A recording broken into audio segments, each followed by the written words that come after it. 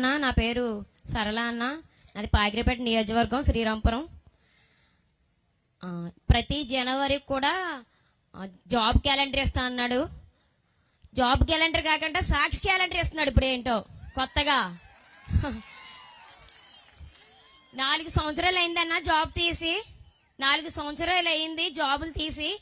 మాకు ఏ విధంగా జాబులు కూడా రాలేదన్న. డిఎస్సి కూడా మెగా డిఎస్సి తీస్తా అన్నాడు. మెగా డిఎస్సి కాదు కదా, ఏ డిఎస్సి కూడా తీయలేదు. మాకు జాబులు కలిగించవలసిందిగా కోరుచున్నాం అన్న. అమ్మా 2,30,000 పెండింగ్ పోస్టులు భర్తీ చేస్తాడు, చేయలేదు. ప్రతి సంవత్సరం జాబ్ క్యాలెండర్ అన్నారు, జాబ్లెస్ క్యాలెండర్ అది.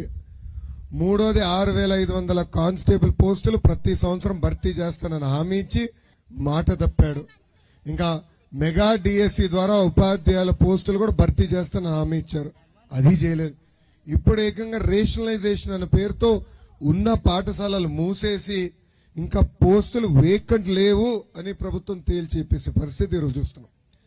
అదే బాబు గారు ముఖ్యమంత్రిగా ఉన్నప్పుడు 2 సార్లు డిఎస్సి ఇచ్చి 32,000 పోస్టులు ఆనాడు భర్తీ చేసేంత.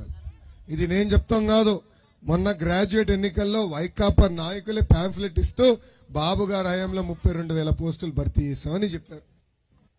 బాబు గారు ముఖ్యమంత్రిగా ఉన్నప్పుడు ప్రైవేట్ పరిశ్రమలు తీసుకొచ్చి, కంపెనీలు తీసుకొచ్చి 6 లక్షల మందికి ఉద్యోగాలు కల్పించామని ఈ ప్రభుత్వమే ఒప్పుకుంది. తల్లి ఓపిక పట్టు తల్లి, 3 నెలలు ఓపిక పట్టు, మన ప్రభుత్వం వస్తుంది. మళ్ళీ ఆంధ్రప్రదేశ్ కేర్ ఆఫ్ అడ్రస్ గా, మన ఉద్యోగాలకి కేర్ ఆఫ్ అడ్రస్ గా తీర్చిదిద్దే బాధ్యత మేము తీసుకుంటాం. Thank you.